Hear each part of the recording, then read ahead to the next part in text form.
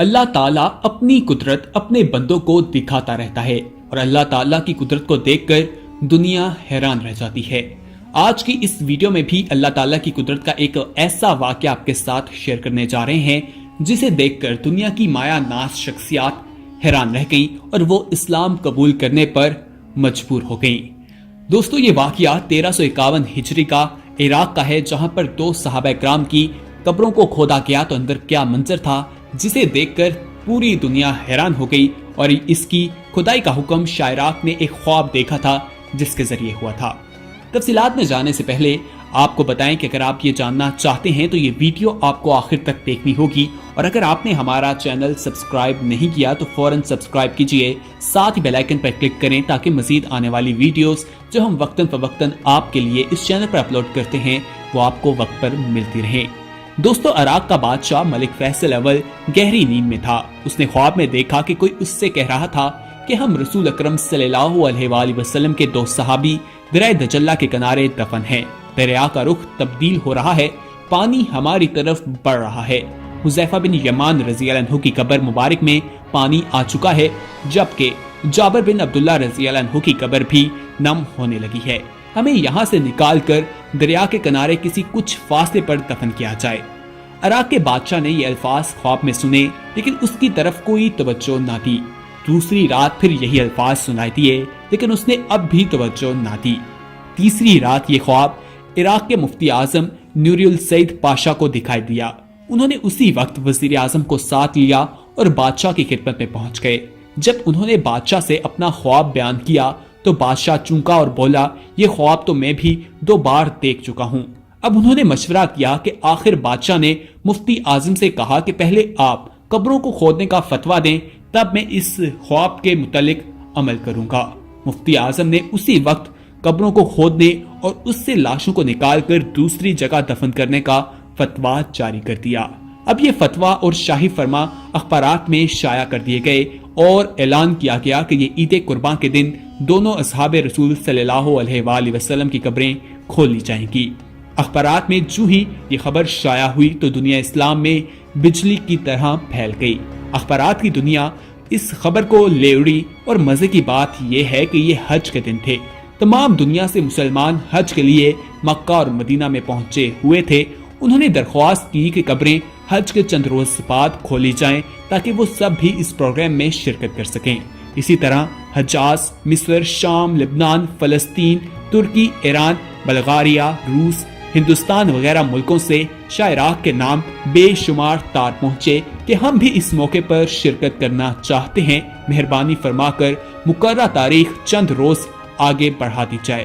چنانچہ دنیا بھر کے مسلمان کی خواہش پر دوسرا فرمان یہ جاری کیا گیا کہ اب یہ کام حج کے 10 دن بعد کیا جائے گا۔ آخر کار وہ دن بھی آ گیا جب قبروں کو کھولنا تھا۔ دنیا بھر سے مسلمان وہاں جمع ہو گئے تھے۔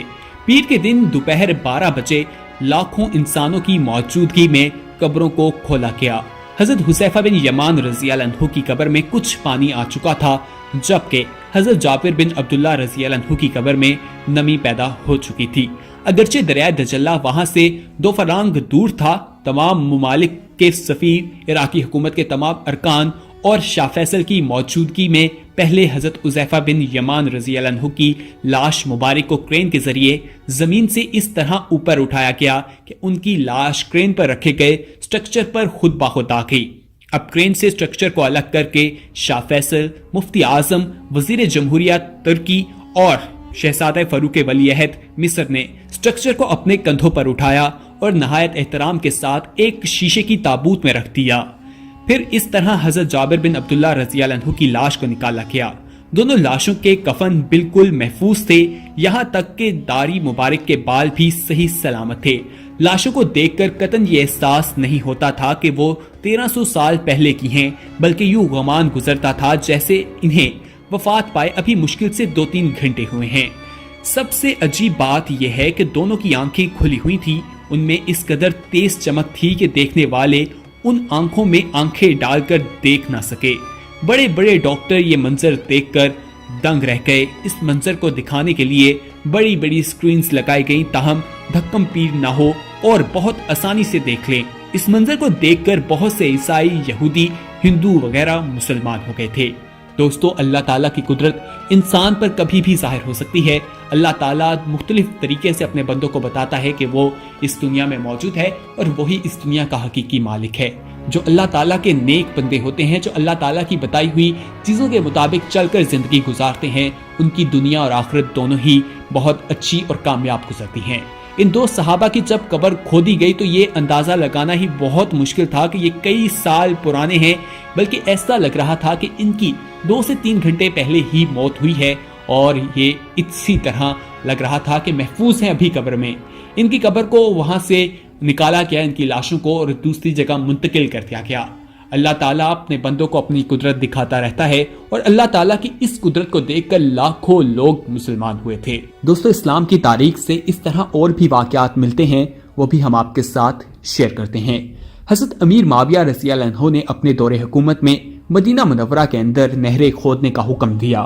ایک نہر حضرت حمزہ رضی اللہ عنہ کے مزار اقدس کے پہلو میں نکل رہی تھی۔ لاعلمی میں اچانک نہر کھودنے والے کا اوزار آپ کے قدم مبارک پر پڑ گیا اور آپ کا پاؤں کٹ گیا تو اس میں سے تازہ خون بہ نکلا۔ حالانکہ آپ کو دفن کیے ہوئے 40 سال گزر گئے تھے۔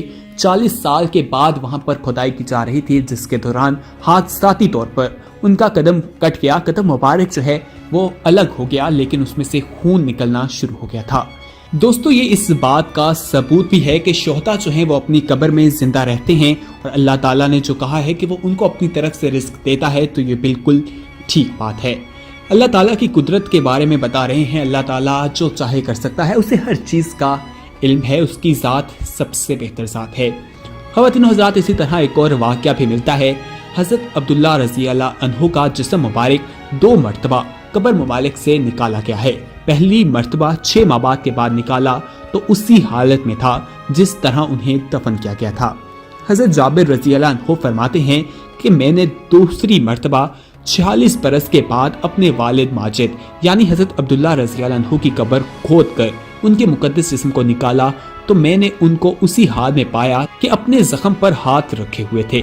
جب ان کا ہاتھ اٹھایا گیا تو زخم سے خون بہنے لگا، پھر جب ہاتھ زخم پر رکھ دیا گیا تو خون بند ہو گیا، اور ان کا کفن جو ایک چادر کا تھا وہ بدستور صحیح سلامت تھا۔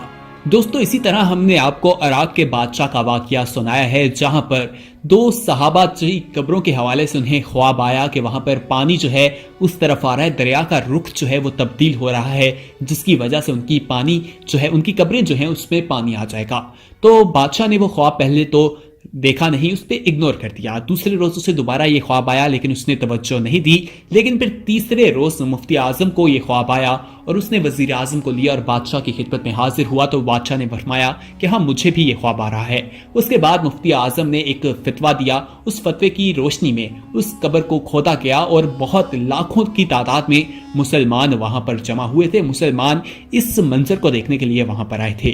وہاں کے جو سربراہان تھے ملکوں کے، وہ بھی وہاں پر موجود تھے، سفیر جو تھے وہ بھی وہاں پر موجود تھے۔ پوری دنیا کے مسلمان کی بہت بڑی تعداد یہ منظر دیکھنے کے لیے آئی تھی، اور بہت سے لوگ یہ منظر دیکھ کر حیران ہو گئے تھے۔ ان پر اللہ تعالیٰ کی قدرت ایک بار پھر ظاہر ہوئی تھی۔ اللہ تعالیٰ مختلف واقعات کے ذریعے اپنے بندوں کو اپنی قدرت دکھاتا رہتا ہے، لیکن بندہ ہی نافرمان ہے، بندہ ہی اس بات نہیں سمجھتا کہ اللہ تعالیٰ کی ذات کتنی بڑی ذات ہے۔ اس نے ہم سب کو پیدا کیا ہے، اس نے ہمیں اس دنیا میں بھیجا ہے، اور یہ دنیا ایک عارضی رہائش گاہ ہے، اس نے ایک دن ختم ہونا ہے اور ہمیں اپنی حقیقی دنیا کی طرف جانا ہے۔ اس دنیا میں جو ہم کریں گے اس کے بدلے ہمیں ملے گا، یعنی کہ اس دنیا میں اگر ہم اچھے اعمال کریں گے تو اللہ تعالیٰ اس کے بدلے ہمیں اجر و ثواب دے گا، اور اگر ہم برے کام کریں گے تو ہمارے لیے حقیقی دنیا میں بہت سخت عذاب ہے۔ بس ہمیں اللہ تعالیٰ کی قدرت کو پہچاننے کی ضرورت ہے، اس سے سبق سیکھنے کی ضرورت ہے، اور اس کو اپنی زندگی میں شامل کرنے کی ضرورت ہے۔ اللہ تعالیٰ ہم سب کو اسلام کی تعلیمات پر چلنے کی ہدایت دے، ہمیں اس پر عمل کرنے کا ایک وسیلہ بنائے، ہمارے لیے چیزیں آسان کرے، اور نبی اکرم صلی اللہ علیہ وآلہ وسلم کی پوری زندگی ہمارے لیے ایک بہترین نمونہ ہے۔ ہمیں ان کی زندگی کے اصولوں کے مطابق چل کر رہنا چاہیے، اس میں ہماری دنیا اور آخرت ہی دونوں کامیاب ہیں۔ दोस्तों इस वीडियो को अपने दोस्तों के साथ लाजमी शेयर कीजिएगा। एक इन्फॉर्मेटिव किस्म की वीडियो है और अगर आपने हमारा चैनल सब्सक्राइब नहीं किया तो फौरन सब्सक्राइब कीजिए, साथ बेल आइकन पर क्लिक करें ताकि मजीद आने वाली वीडियोस जो हम वक्तन फवक्तन आपके लिए इस चैनल पर अपलोड करते हैं वो आपको वक्त पर मिलती रहें। साथ ही कमेंट में आप हमें यह भी बता सकते हैं कि आने वाले वक्त में आप किस तरह की वीडियोस देखना पसंद करते हैं, कौन से टॉपिक्स हैं जिनके बारे में हम वीडियोस बनाकर आपके साथ शेयर करें, जरूर बताइएगा, वो भी हम आपके साथ शेयर करेंगे।